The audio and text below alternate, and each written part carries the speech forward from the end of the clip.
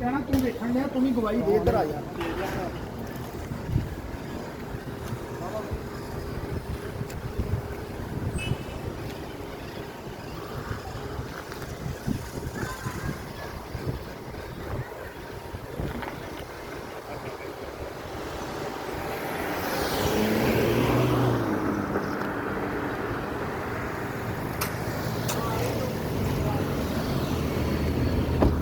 मेरा ऑटो का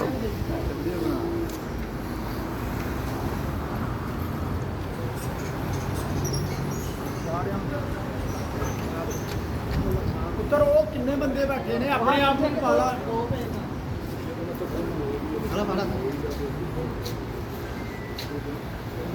ਸਿੱਧਾ ਰੱਖ